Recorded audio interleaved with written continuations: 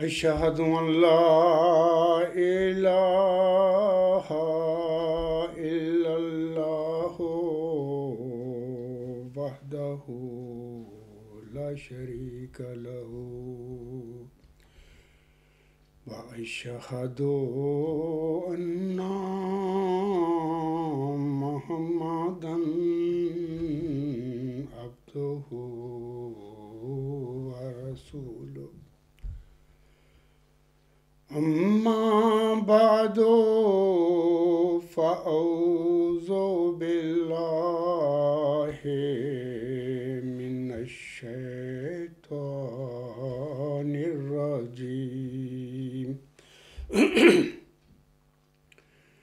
بسم الله الرحمن الرحيم الحمد لله رب العالمين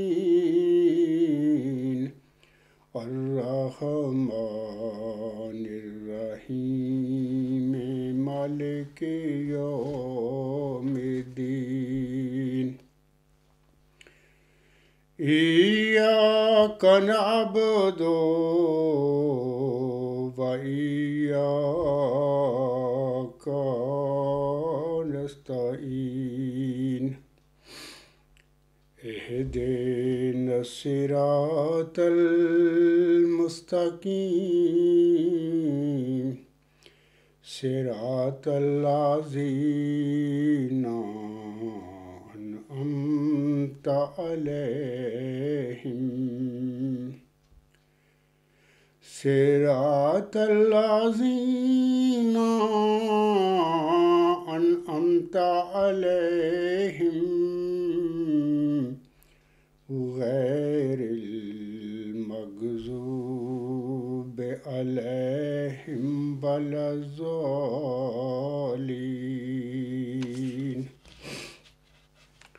يا أيها الذين آمنوا كونوا قوامين لله شهداء بالقسط ولا يجرمنكم شنآن قوم على ألا تعدلوا اعدلوا هو أقرب للتقوى واتقوا الله إن الله خبير بما تعملون۔ یہ سورۃ المائدہ کی آیت نمبر 9 ہے۔ اس آیت میں اللہ تعالیٰ فرماتا ہے، اے وہ لوگو جو ایمان لائے ہو، اللہ کی خاطر راستے پر قائم رہتے ہوئے انصاف کی تائید میں گواہ بن جاؤ، اور کسی قوم کی دشمنی تمہیں ہرگز اس بات پر آمادہ نہ کرے کہ تم انصاف نہ کرو۔ تم انصاف کرو کہ وہ تقوی کے زیادہ قریب ہے، اور اللہ سے ڈرو، یقیناً اللہ اس سے آگاہ ہے جو تم کرتے ہو۔ اس آیت کریمہ میں اللہ تعالیٰ نے مومنوں کو انصاف کے حوالے سے نصائح فرمائی ہیں کہ اے مومنو، تم اس دنیا میں جب اپنی زندگی گزارو تو تمام معاملات کو انصاف کے ساتھ کرنا، یعنی انصاف کو نہ چھوڑنا۔ اس آیت کریمہ میں 3 باتوں کو اللہ تعالیٰ نے بطور خاص ذکر فرمایا ہے، یا ہم کہہ سکتے ہیں کہ مومنوں کو نصیحت فرمائی ہے۔ اور یہ مومنوں کو نصیحت ہے بظاہر تو اللہ نے جیسا فرمایا یا ایھا الذین آمنوا، لیکن میں یہ سمجھتا ہوں کہ کوئی بھی انسان جو اس دنیا میں پیدا ہوا ہے، اللہ کو وہ بندہ ہے، مرنے کے بعد اس نے اللہ تعالیٰ کے پاس ہی پہنچنا ہے. تو یہ جو نصیحت ہے اللہ تعالیٰ نے تقریباً بنی نوع انسان سب کو یہ کی ہوئی ہے. جیسا کہ میں نے کہا ہے کہ اس آیت میں اللہ تعالیٰ نے 3 باتوں کا بطور خاص مومنوں کو ہدایت فرمائی ہے. وہ یہ ہے کہ پہلی بات تو یہ ہے کہ اے مومنو تم تقویٰ اختیار کرو، یعنی اللہ سے ڈرو. جتنے بھی اپنے معاملات ہیں تمہارے اس دنیا میں، جب وہ معاملات طے کرو یا اپنی زندگی گزارو تو ہمیشہ اللہ تعالیٰ کے خوف کے نیچے وہ آپ لوگوں کی زندگی گزرنی چاہیے. دوسری بات اللہ نے فرمائی ہے کہ انصاف سے کام لو یا انصاف کرو. یعنی جب انسان دنیا میں پیدا ہوتا ہے، معاملات کرتا ہے دنیا سے، اپنے گھر سے، اپنے رشتہ داروں سے، یا ممالک جو ہوتے ہیں وہ معاملات طے کرتے ہیں، ان کے دوسرے ممالک سے واسطے ہوتے ہیں یا قوموں کے دوسری قوموں سے واسطے ہوتے ہیں. اللہ تعالیٰ نے یہاں پر فرما دیا کہ تم سب جب بھی کوئی معاملہ کرو طے تو انصاف کرو. اور تیسری بات اللہ نے فرمائی ہے کہ کسی مخالف کے ساتھ بھی ناانصافی نہ کرو. یعنی کہ جب کوئی معاملہ درپیش ہو، کوئی تنازع درپیش ہو، تو ایسا نہ کرو کہ آپ ایسے کام کرنے شروع کر دو کہ جو تمہارا مخالف ہے تو اس معاملے میں، اس تنازع میں حق تلفی کرنی شروع کر دو. اللہ نے کہا ایسا نہ کرنا اور ہمیشہ انصاف سے کام لینا. اور یہی انصاف کا جو مضمون ہے اس سورۃ مائدہ کی آیت نمبر 9 میں، اسی قسم کا اللہ تعالیٰ نے سورۃ النساء آیت نمبر 136 میں بھی مومنوں کو نصیحت فرمائی ہے کہ اے مومنو تم ہمیشہ انصاف سے کام لو، انصاف کرو. تو اس آیت میں تم اللہ نے فرما دیا کہ بے شک وہ انصاف تمہاری اپنی ذات کے خلاف جا رہا ہو یا تمہارے رشتہ داروں کے خلاف یا ایون تمہارے ماں باپ کے خلاف بھی جا رہا ہو، تو ہرگز نہ اپنے ماں باپ کی طرفداری کرو، نہ اپنے رشتہ داروں کی طرفداری کرو، نہ ایون اپنے نفس کی بھی طرفداری نہ کرو. ہمیشہ انصاف سے کام لو. تو یہ بڑی اللہ تعالیٰ نے جو عظیم و شان نصیحت فرمائی ہے مومنوں کو، مسلمانوں کو بطور خاص، اور باقی دنیا بھی جو ہے، اس دنیا میں سارے اللہ کے بندے ہیں، ان کو سب کو چاہیے کہ انصاف سے ہی کام لیں. جب بھی کوئی معاملہ ہو تو اس میں کبھی انصاف کا دامن نہ چھوڑو.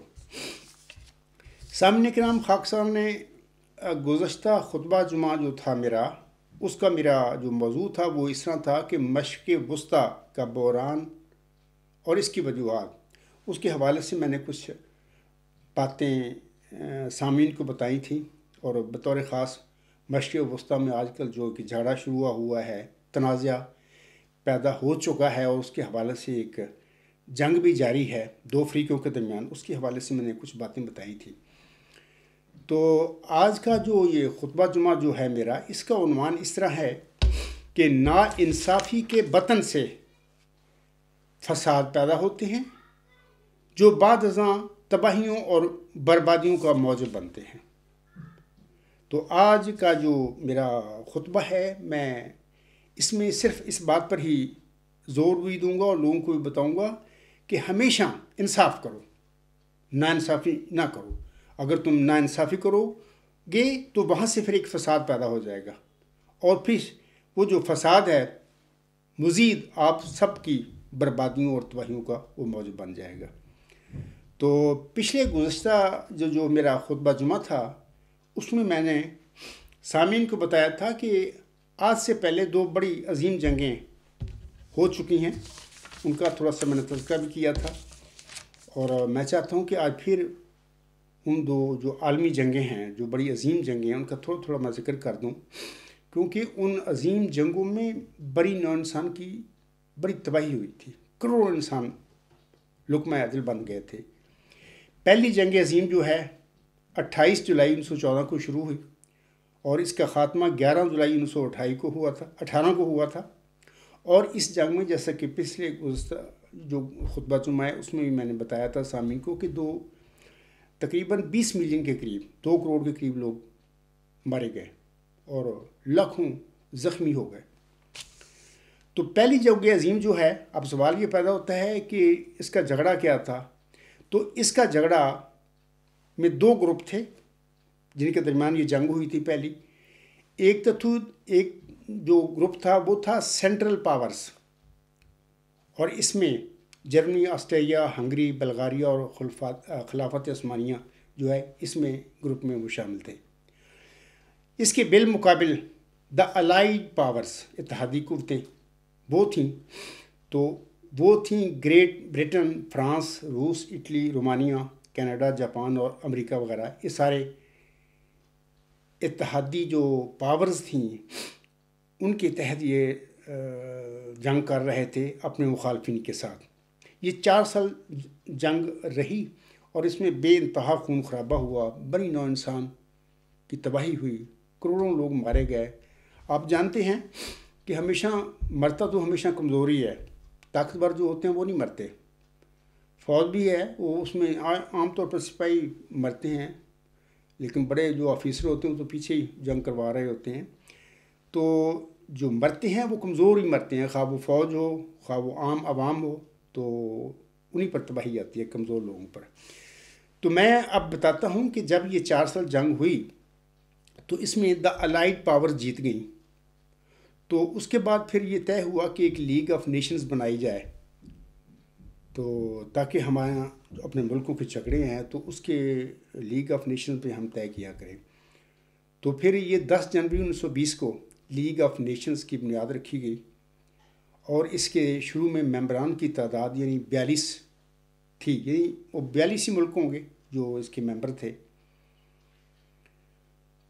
اس میں 3 بڑے ادارے بنائے گئے تھے، ان کا میں چاہتا ہوں کہ ذکر کر دوں۔ ایک تو تھی اسمبلی۔ اس اسمبلی میں سب جو ممبر تھے 42 کے 42 کی، وہ سب برابر تھے، ان کے سب اختیارات برابر تھے، وہ ممبر تھے اس اسمبلی کے۔ دوسرا ادارہ بڑا جو تھا وہ کونسل تھا، یہ سیکورٹی کونسل ہم کہہ لیں اس کو۔ اس کے 4 ممبر بطور خاص تھے، برطانیہ، فرانس، اٹلی اور جاپان، اور بعد ازاں پھر امریکہ کو بھی اس میں داخل کر لیا گیا۔ یہ وہ لوگ تھے، یعنی یہ طاقتیں تھیں جو دا الائیڈ پاور تھیں، جو جیتی ہوئی قوتیں تھیں۔ اچھا، یہاں پر ان طاقتوں کی بنی سیکورٹی کونسل، اور ان کو ویٹو پاور دے دی گئی۔ جب لیگ آف نیشنز کی بنیاد بنی یا ان کو بنایا گیا، تو باقی ممبران جو تھے ان کو وہ جسٹ وہ ممبر تھے لیگ آف نیشنز کے، ان کے پاس یہ ویٹو پاور نہیں تھا، اسمبلی کی جو جنرل اسمبلی تھی اس میں نہیں تھا۔ تو اس کے بعد پھر commissions, international court of justice, international labour organisation, اس طرح یہ باقی ادارے بھی، ایک سیکٹریٹ بنایا گیا تھا جو عام ڈے ٹو ڈے جو کام ہوں گے، قوموں کے درمیان، ملکوں کے درمیان معاملات ہوں گے، اس کے متعلق وہ انہوں نے یہ کام، جھگڑے طے کرنے تھے، معاملات طے کرنے تھے۔ تو یہ بنیاد تھی یا بنیادی سٹرکچر تھا لیگ آف نیشنز کا۔ تو یہ سوئٹزرلینڈ کا اس کا ہیڈ کوارٹرز تھا، اس میں بنائی گئی تھی، اور جنیوا میں اس کا ہیڈ کوارٹرز تھا، اور ملک جو تھا وہ سوئٹزرلینڈ تھا۔ میں یہاں پر سامعین کو کہنا چاہتا ہوں، بتانا چاہتا ہوں کہ دیکھیں یہ جو کونسل تھی نا، اس کے 4 ممبران برطانیہ، فرانس اور اٹلی اور جاپان اور امریکہ وغیرہ کو، ان کو ویٹو پاور دے دی گئی۔ میں سمجھتا ہوں کہ یہ ایک زیادتی تھی، یہ فساد تھا، یہ ایک ناانصافی تھی جس کی بنیاد رکھ دی گئی لیگ آف نیشنز کو بناتے ہوئے۔ تو ظاہر ہے کہ جیسے کہ میں نے ابھی کہا ہے کہ ناانصافی کے بطن سے فساد پیدا ہوتے ہیں، جو بعد ازاں تباہیوں اور بربادیوں کو موجب بنتے ہیں۔ تو یہ جو لیگ آف نیشنز تھی، یہ اصل میں انصاف تو تھا ہی نہیں اس میں ملکوں کے لیے، کیونکہ 4 ملک پوری دنیا کے مالک بن بیٹھے، یا 5 کہہ لیں امریکہ سمیت، ان کے ہاتھ میں طاقتیں آ گئیں، ان کو ویٹو پاور دے دی گئی، جو بھی وہ فیصلہ کریں گے ان کا فیصلہ بالا ہوگا، اور باقی جو تمام ممالک ہوں گے ان کی پیروی کرنی پڑے گی۔ تو یہ ناانصافی تھی جو لیگ آف نیشنز میں سیکورٹی کونسل کو یہ طاقت دے کر، ویٹو پاور دے کر یہ ناانصافی کی گئی تھی۔ تو اس سے پھر ظاہر ہے کہ فساد پیدا ہونا تھا، اور جو کمزور لوگ ہوتے ہیں ہمیشہ کمزور نہیں ہوتے، بعد ازاں کمزور بھی طاقتور بن جاتے ہیں، اور پھر بعض کو طاقتور کمزور ہو جایا کرتے ہیں، تو پھر کیا بنے گا؟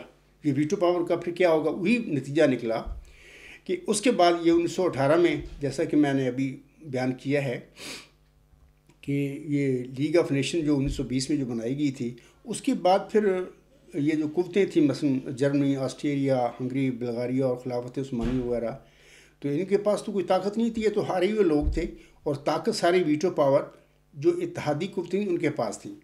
تو ظاہر ہے کہ یہ انصاف تو نہیں تھا. تو اس کا نتیجہ پھر یہ نکلا چل کے ایسا ایسا کہ یہ جو اگلی لڑائی تھی انٹرنیشنل جو ہونی تھی، تو اس کے سامان پیدا اسی سیکورٹی کونسل میں، یعنی ویٹو پاور دے کر 4 یا 5 ملکوں کو اس کی بنیاد رکھ دی گئی، اس فساد کی، یعنی ناانصافی کی گئی. اور اس کے نتیجے میں پھر اگلی عالمی جنگ کی پھر میں سمجھتا ہوں کہ یہ تخم ریزی تھی. ہونا یہ چاہیے تھا کہ اس کے 42 ممبر تھے لیگ آف نیشنز کے، ان سب کو ایکول ان کے اختیار ہوتے. کوئی بھی ایشو سیاسی ہوتا یا جو بھی ہوتا قوموں کے جھگڑوں کا، وہ اسمبلی میں جاتا، تو وہاں پر 42 کے 42 ممبران جو ان کے نمائندے ہیں اس ایشو پر بات کرتے، اپنی رائے دیتے، پھر اس کے بعد اکثریت کی بیس پر اس کا تصفیہ کر دیا جاتا. یہ ہے انصاف. اور یہ انصاف بھی میں سمجھتا ہوں کہ جیسا کہ عام طور پر امریکن ایک مدبر ہے ابراہم لنکن، اس کی بہت مشہور ایک ڈیفینیشن ہے جمہوریت کے حوالے سے کہ a government of the people by the people for the people. جو جمہوری طرز حکومت ہے، جمہوریت جو ہے، یعنی ویسٹرن پاورز کا یہ بنایا ہوا ہے. تو میں سمجھتا ہوں کہ اسی کو لیگ آف نیشنز میں اختیار کر لینا چاہیے تھا کہ تمام ایکول ممبر بن جاتے لیگ آف نیشنز کے، ان کو پاس اختیار ہوتا. جو بھی ایشو آتا وہاں پر، کوئی سیاسی یا کوئی جھگڑا آتا، تو اکثریت کے بیس پہ اس کا فیصلہ ہو جاتا، اور اس پر جو فیصلہ ہوتا تو اس پر اس کو عمل ہو جاتا، اس پر لاگو ہوتا. لیکن یہ نہیں کیا گیا. 4 یا 5 ملکوں کو ویٹو پاور دے کر یہ فساد کی بنیاد رکھ دی گئی. اچھا، اس کے بعد پھر ظاہر ہے کہ ایسے لوگ پھر پیدا ہونے تھے جو کمزور ممالک میں سے تھے، تو وہ جب طاقتور بن گئے تو پھر اس کی وجہ سے پھر دوسری جنگ عظیم کا پھر آغاز ہوا. تو دوسری جنگ عظیم جو ہے، جس کا میں پہلے بھی ذکر کر چکا ہوں، تو یہ 1939 میں شروع ہوئی اور 1945 میں اس کا اختتام ہوا. اور اس کا اتنی تباہی، 7.5 کروڑ کے قریب لوگ مارے گئے، اور اس کا خاتمہ ایٹم بموں کے استعمال کے بعد ہوا. لاکھوں بندے ان ایٹم بموں کے استعمال سے تباہ ہوئے. تو جب یہ دوسری جنگ عظیم کا خاتمہ ہوا تو اس میں بھی پھر 2 پارٹیاں تھیں. تو ایک تھا مثلا جرمنی تھا، اٹلی تھا، جاپان تھا، اور عثمانی خلافت ان میں یہ بھی ان کے ساتھ تھے. تو باقی دوسرے جو قوتیں تھیں جن کا مثلا وہ گریٹ برٹن تھا، فرانس تھا، اور اتحادی قوتیں تھیں، امریکہ بھی ان میں شامل تھا، اور باقی دیگر جو ہیں وہ ممالک اس میں شامل تھے. تو جب لڑائی 6 سال ہوئی تو پھر یہ الائڈ فورسز کامیاب ہو گئی. اور کامیاب ہونے کے بعد پھر نتیجہ کیا نکلا؟ تو انہوں نے ہی پھر آگے ایک UNO یعنی اقوام متحدہ کی بنیاد رکھی، تاکہ بھی آئندہ جھگڑے جو ہم ان کا فیصلہ کیا کریں گے، اس اقوام متحدہ جو ہم پلیٹ فارم بنائیں گے اس میں کیا کریں گے. وہاں پر پھر میں بتاؤں گا کہ 4 ادارے بنائے، جس میں ایک جنرل اسمبلی تھی، ایک سیکورٹی کونسل ہے، اور اس کے بعد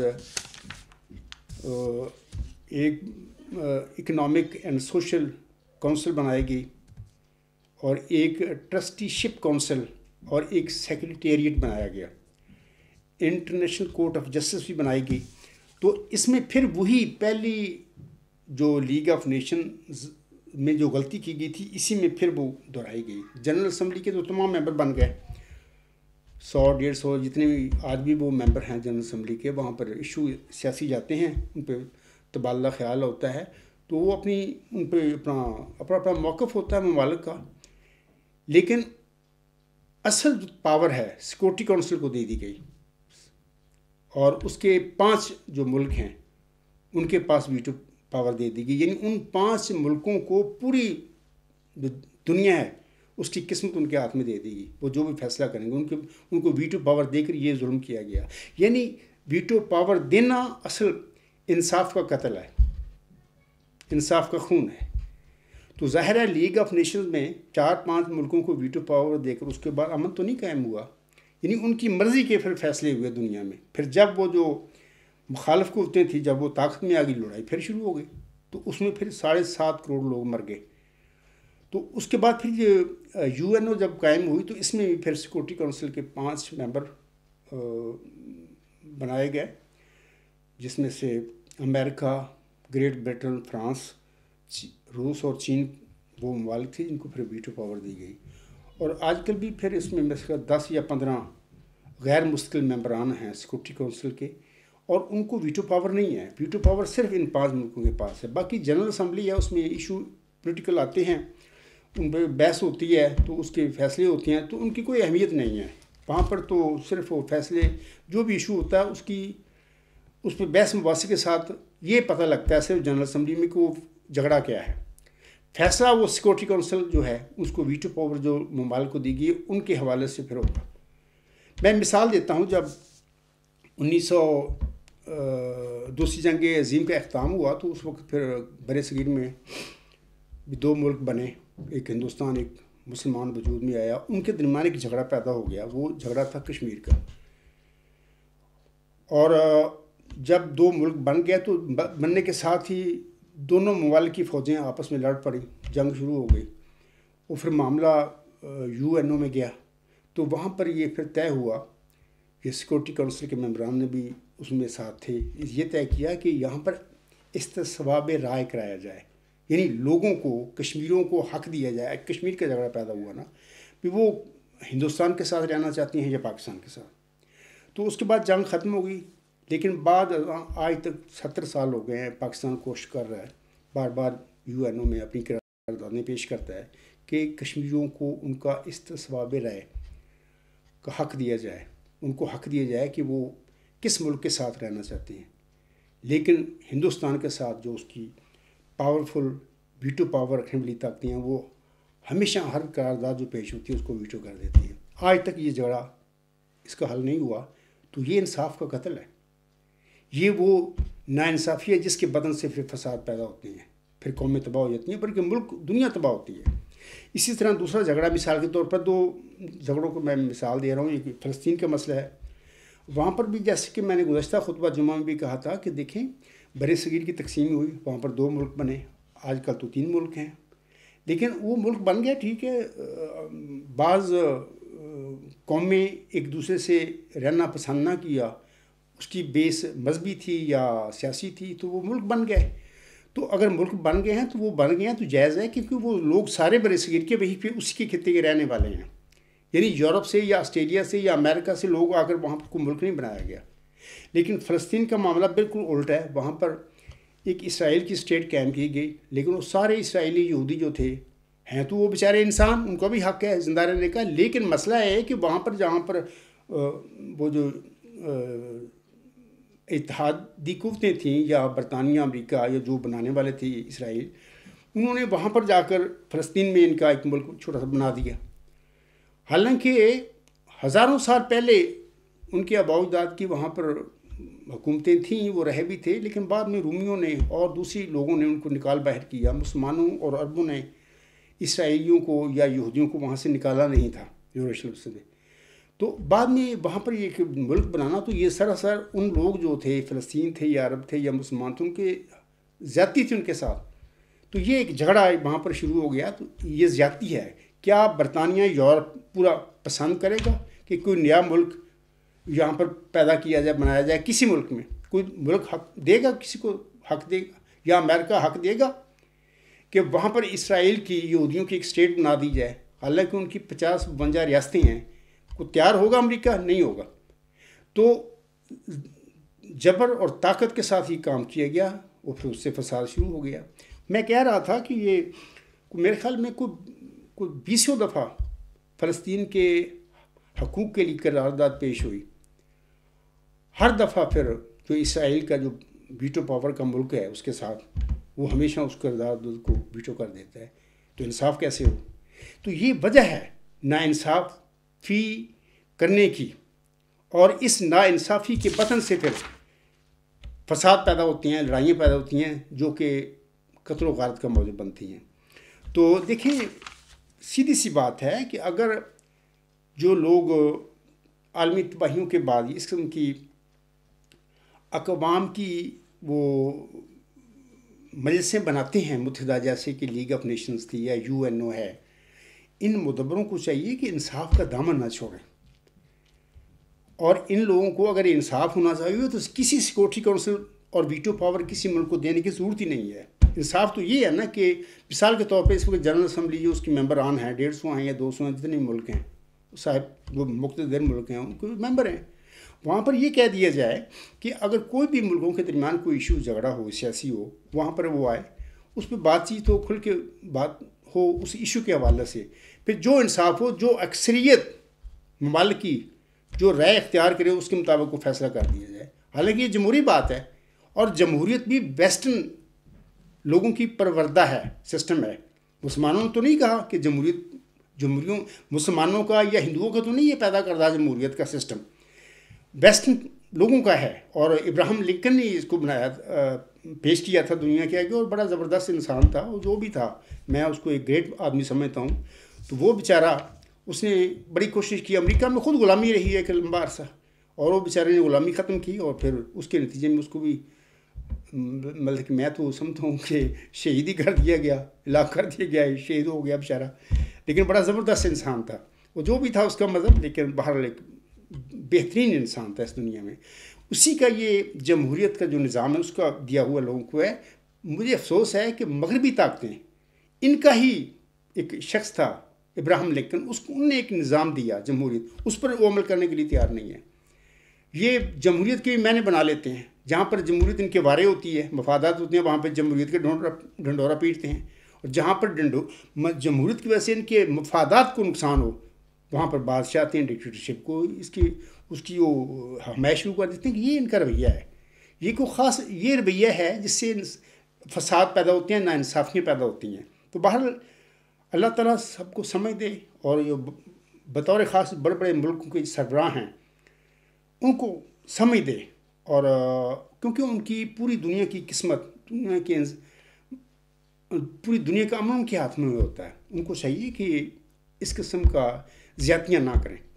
میں ایک دور حاضر میں مثال دیتا ہوں کہ کئی دفعہ بعض اسٹرانگ ملک ہیں ویٹو پاور رکھنے والے، وہ پیش کر چکے ہیں قرارداد کہ یہ فلسطین میں اور اسرائیل کے درمیان جو جنگ ہے یہ خاتمہ ہونا چاہیے، جنگ بندی کی انہوں نے قرارداد پیش کی، لیکن اسرائیل کے جو ہم نوا ملک ہیں انہوں نے ویٹو کر دیا، یعنی وہ جنگ بند کرنے کے لیے تیار نہیں ہیں، وہ قتل عام کر رہے ہیں۔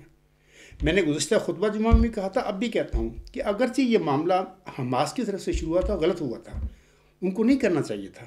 کسی انسان کا بھی قتل جائز نہیں، خواہ وہ ہندو ہو، خواہ وہ یہودی ہو، مسلمان ہو، عیسائی، کوئی بھی ہو، ہر انسان کو جینے کا حق ہے۔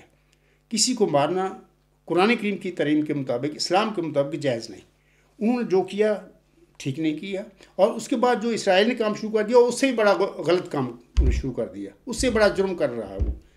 یعنی اس کی اگر 1500 بندے یعنی ہلاک ہوئے حماس نے مارے، تو آج وہ 12,000 بندہ وہ فلسطینی بچے، عورتیں اور بے گناہ لوگوں کو وہ مار کے کھڑا ہوا، ابھی بھی وہ جنگ بند کرنے کے لیے تیار نہیں۔ کیا یہ انصاف ہے؟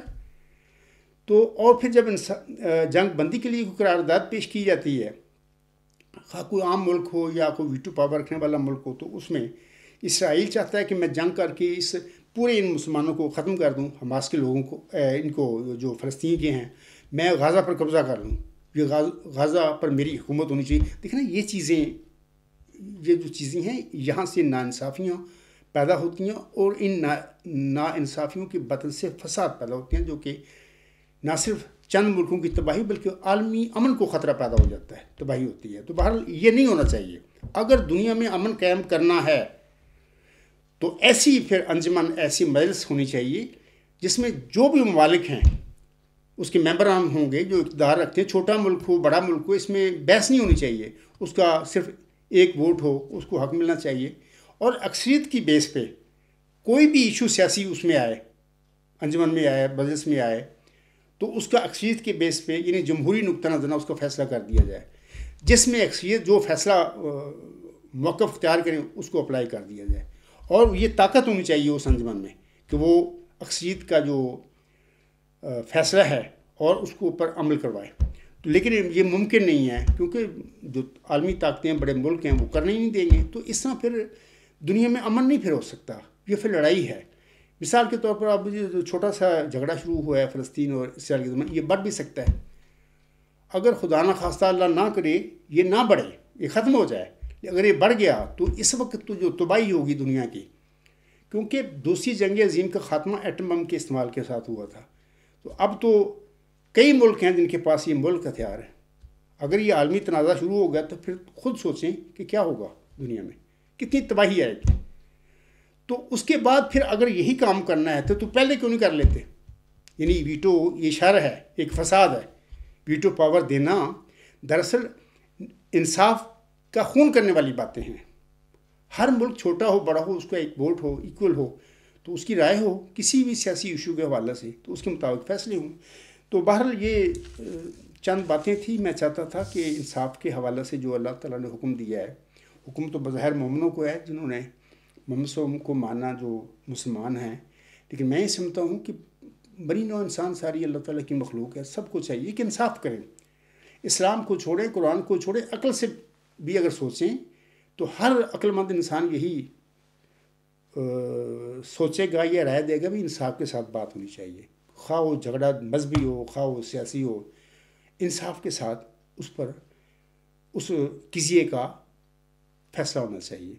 تو بہرحال یہ مختص چند باتیں تھیں، میں چاہتا تھا کہ اس خطبہ جمعہ میں آپ لوگوں کو بتا دوں۔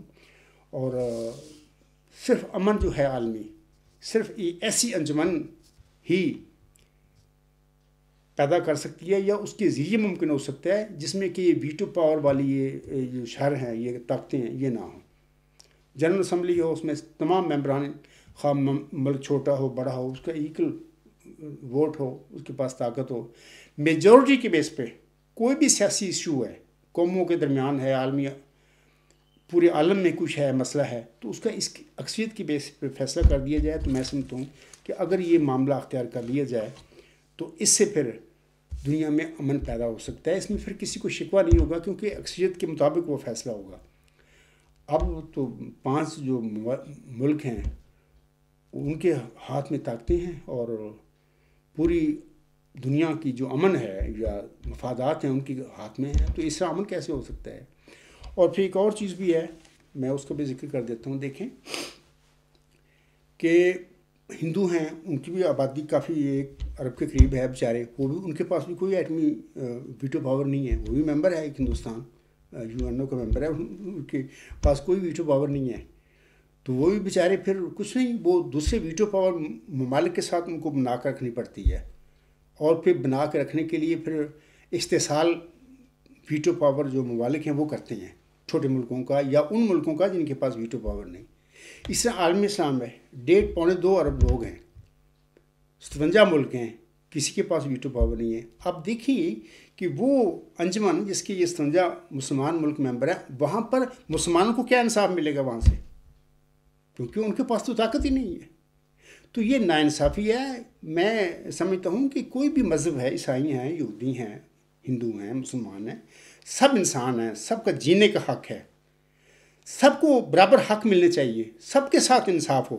یہ نہیں ہے کہ ایک مثال کے طور پر ایک ملک ہے یا ایک مذہب ہے وہ طاقتور ہے، اس کے ملک طاقتور ہیں، اور وہ دوسرا جو مذہب ہے اس کے ممالک کمزور ہے تو اس کا وہ استحصال کرنا شروع کر دیں۔ نہیں، یہ ظلم ہے۔ اس قسم کا ہوتا رہے گا تو کبھی بھی دنیا میں امن قائم نہیں ہو سکتا۔ اور مثلا جو مذاہب ہیں یا قومیں ہیں ان کو پورا ایکول اختیار ملنا چاہیے کسی بھی انجمن میں، اگر دنیا میں امن قائم کرنا ہے بنی نوع انسان نے۔ اگر ایسے ہی انجمنیں بنتی رہیں گی جیسی کہ لیگ آف نیشنز بنی یا UNO بنی ہوئی ہے اس وقت، تو دنیا کو اس قسم کی انجمنوں سے انصاف نہ یہ قائم کر سکتی ہیں، نہ انصاف قوموں کو ملے گا، تو جھگڑے ہوتے رہیں گے، اور ان جھگڑوں کا حل بھی پھر جو ویٹو پاور بڑے ملک ہیں تو ان کے مفادات کے مطابق فیصلے ہوں گے، تو پھر وہ جو کمزور طاقتیں ہیں ان کے جائز جو ان کے حقوق ہیں وہ بھی ان کو نہیں ملیں گے۔ بہرحال اللہ تعالیٰ، میں سمجھتا ہوں کہ اس وقت دنیا میں جو صاحب اثر لوگ ہیں یا صاحب شعور لوگ ہیں ان کو چاہیے کہ عالمی امن کے لیے کام کریں اور کوشش کریں کہ وہ ایسی انجمن بنائیں یا ایسے حالات پیدا کر دیں کہ ایسی انجمن بنے جہاں پر یہ سیکورٹی کونسل ویٹو پاور والے اس کا یہ شر نہ ہو۔ تو بہرحال اللہ تعالیٰ سب انسانوں کو توفیق دے۔ آخر پہ میں چاہتا ہوں کہ حضرت مرزا غلام احمد صاحب کا ایک حوالہ ہے، بڑا اچھا ہے، میں چاہتا ہوں کہ وہ پڑھ کر اپنے خطبہ جمعہ کو ختم کر دوں۔ حضرت مرزا غلام صاحب مجموعہ اشتہارات جلد 2 صفحہ 304 تا 305 پر فرماتے ہیں، آپ علیہ السلام فرماتے ہیں آپ ایک مذہبی سربراہ تھے ایک جماعت کے، بلکہ آپ دعوے دار تھے امتی نبی ہونے کے، امام مہدی ہونے کے، مسیح موعود ہونے کے دعوے دار تھے۔ آسم کی پیشگوئیوں کے مطابق مسلمان تھے۔ اب دیکھو جی، چھوٹی سی میں بتا دیتا ہوں، مسلمانوں میں یہ بات ہے کہ یہ جو میں نے آیات پڑھی ہیں، المائدہ آیت نمبر 9 یا سورۃ النساء آیت نمبر 136، میں مسلمانوں سے کہتا ہوں کہ یہ قرآن کی آیات ہیں، کیا تم ان پر عمل کرتے ہو؟ مثلا مرزا صاحب علیہ السلام کو میں نے حوالہ پڑھنا، اس کے حوالے سے میں بات کہہ دیتا ہوں کہ دیکھیں، مرزا صاحب نے دعویٰ کیا، اللہ کے حکم پر کیا، وہ صادق تھے، میں مانتا ہوں، بالکل سچے تھے، لیکن کچھ لوگوں نے مانا، اکثریت نے نہیں مانا، پھر ان کا ایک فرقہ بن گیا، وہ بھی کلمہ پڑھنے والے، سارے نمازیں، سارا اسلام کے کام کرتے ہیں۔ دیکھیں، پاکستان جب بنا تھا تو پورے MDO نے بھی پاکستان کی تشکیل کے یہ کام کیا تھا، بہت قربانیاں دی تھیں، ملک بن گیا، ادھر آ گیا سارے۔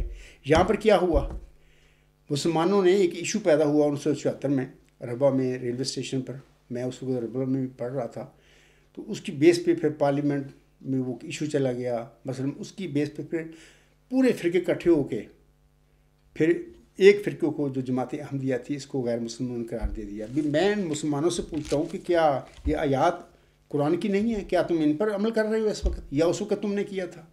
اللہ تو کہتا ہے کہ دین میں کوئی جبر نہیں، لا اکراہ فی الدین۔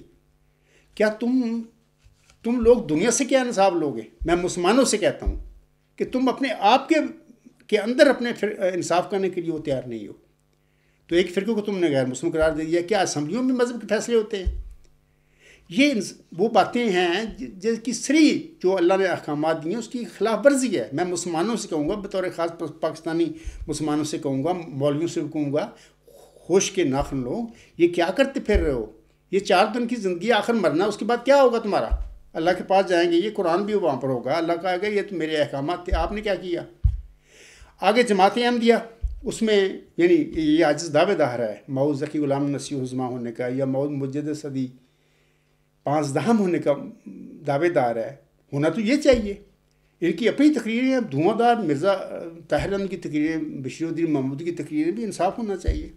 ہمارے ساتھ لوگوں نے، مسلمانوں نے ناانصافی کی، بالکل ٹھیک ہے، میں کہتا ہوں کہ بالکل ناانصافی 1974 میں اسمبلی میں۔ ان سے پوچھیں کہ تم اپنی جماعت میں کیا کرتے ہو؟ میں دعوے دار ہوں، دعویٰ بڑے، مجھے پتہ ہے کہ یہ سارا اس وقت غلط جماعت ہے، گمراہ ہو چکے ہیں، ایک جماعت ہے بس، مرزا صاحب علیہ السلام کے نام پر جماعت ہے، اور ان کے عقائد غلط ہیں، ان کے رویے غلط ہیں۔ میں نے دعویٰ بڑے ادب کے ساتھ اس وقت مرزا طاہر کے آگے پیش کیا، کوئی شر نہیں، کوئی جھگڑا نہیں، میں کیل میں رہ رہا ہوں، کوئی 30-35 سال سے میں رہ رہا ہوں، لوگوں کو پتہ ہے میرے اس دعوے کے حوالے سے کبھی کوئی میری طرف سے کوئی شر پیدا نہیں ہوا جماعت احمدیہ قادیان میں یا پوری جماعت احمدیہ میں۔ اس کے بعد کیا ہوا؟ مرزا طاہر احمد صاحب میرا دعویٰ سن کر خاموش ہو کے بیٹھ گیا، میرے پر پابندیاں لگا کے۔ بندہ ان سے پوچھے کہ تم جب 1974 میں مسلمانوں نے تمہیں کافر قرار دے دیا، غیر مسلم قرار دیا، بڑے روتے ہو تم۔ مسئلہ ہے کہ تم اپنی جماعت میں کیا کرتے ہو اپنے احمدیوں کے ساتھ؟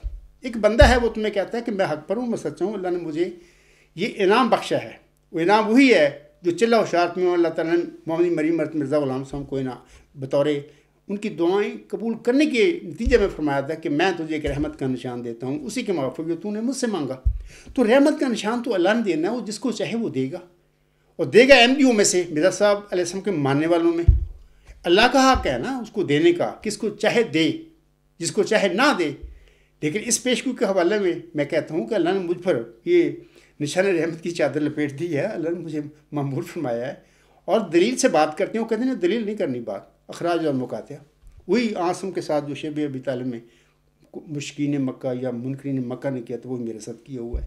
میں قادیانی احمدیوں سے، مولویوں سے، ان کے نام یاد خلیفے سے پوچھتا ہوں کہ تم روتے ہو کہ 1974 میں ہمارے ساتھ ظلم ہوا، ہمیں غیر مسلم قرار دے دیا، بالکل غلط ہوا، میں کہتا ہوں کہ غلط ہوا، لیکن سوال یہ کہ تم اپنی جماعت میں کیا دوسرے احمدیوں سے کرتے ہو؟ میرے ساتھ تم نے کیا ہوا ہے؟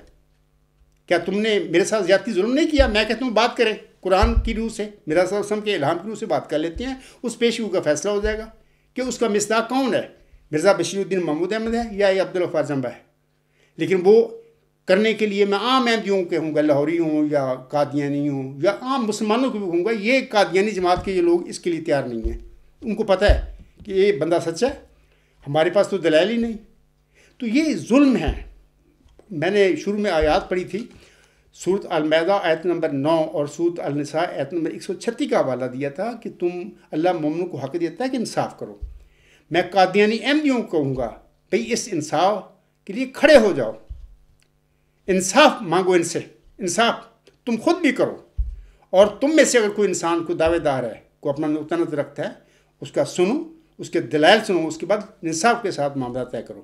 یہ نہ ظلم کرو جیسے کہ یو این او میں ہو رہا ہے یا لیگ آف نیشنز میں ہوا تھا. وہ تم کام نہ کرو. تمہارے پاس قرآن کتاب ہے، میرا صاحب ہمارے امام آخر الزمان کے طور پر آئے، وہ تمہیں تعلیم دے گئے ہیں. تم اتنا عظیم انسان تمہارے ہدایت کے لیے آیا، اس کے پیروکار ہوتے ہوئے اتنے دن ظلم کرتے پھر رہے ہو. تمہارا کیا بنے گا مرنے کے بعد؟ تو بہر اللہ تعالیٰ آپ پر رحم کرے. تم اپنے گھر میں پہلے انصاف پیدا کرو اور قرآن کریم کی تعلیم کے مطابق عمل کرنے کی کوشش کرو، اور کرو بلکہ اگر تم واقعی سچے اور کھرے احمدی اور مسلمان ہیں.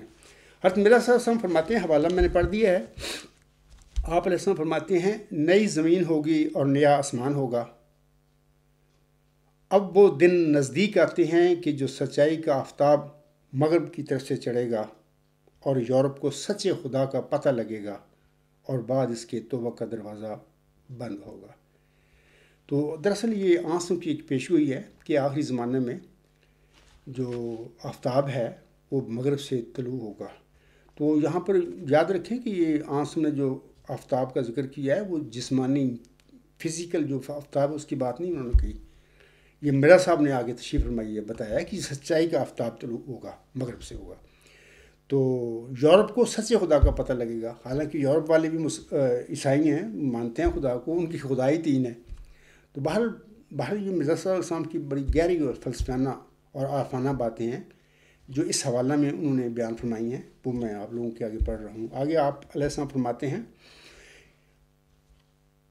اور بعد اس کے توبہ کا دروازہ بند ہوگا، کیونکہ داخل ہونے والے بڑے زور سے داخل ہو جائیں گے اور وہی باقی رہ جائیں گے جن کے دل پر فطرت سے دروازے بند ہیں اور نور سے نہیں بلکہ تاریکی سے محبت رکھتے ہیں. قریب ہے کہ سب ملتیں ہلاک ہوں گی مگر اسلام، اور سب حربے ٹوٹ جائیں گے مگر اسلام کا آسمانی حربہ، کہ وہ نہ ٹوٹے گا اور نہ کند ہوگا، اور نہ کند ہوگا جب تک دجالیت کو پاش پاش نہ کر دے. انشاءاللہ تعالی وہ وقت قریب ہے کہ خدا کی سچی توحید، جس کی بیابانوں کے رہنے والے اور تمام تعلیموں سے غافل بھی اپنے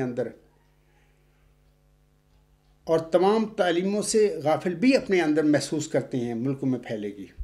یہ توحید. اس دن نہ کوئی مصنوعی کفارہ باقی رہے گا اور نہ کوئی مصنوعی خدا، اور خدا کا ایک ہی ہاتھ کفر کی سب تدبیروں کو باطل کر دے گا، لیکن نہ کسی تلوار سے اور نہ کسی بندوق سے، بلکہ مستعد روحوں کو روشنی عطا کرنے سے، پاک دلوں پر ایک نور اتارنے سے. تب یہ باتیں جو میں کہتا ہوں سمجھ میں آئیں گی. انشاءاللہ تعالیٰ ایسا ہی ہوگا. ایک وقت آئے گا ضرور یہ جو تمام جو لوگ ہیں ان باتوں کو سمجھیں گے. اور جیسا کہ میں نے شروع میں کہا ہے کہ انصاف کا اللہ حکم دیتا ہے، انصاف کرو. ہر انسان کے لیے بہتر ہے، قوموں کے لیے بہتر ہے، ملکوں کے لیے بہتر ہے.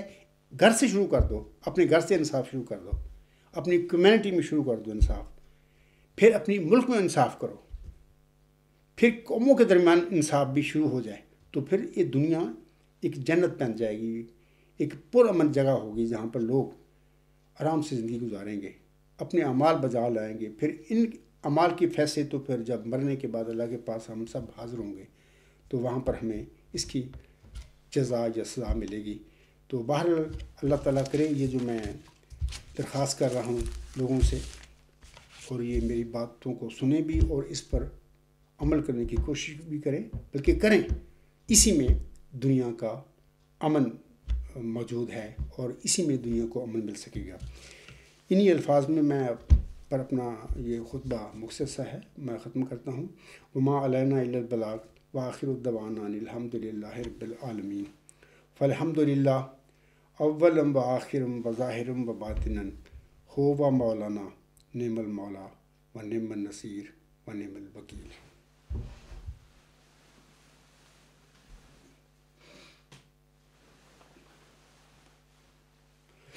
الحمد للہ نحمدہ و نستعینہ و نستغفرہ و نؤمن بہ و نتوکل علیہ و نعوذ باللہ من شرور انفسنا و من سیئات اعمالنا،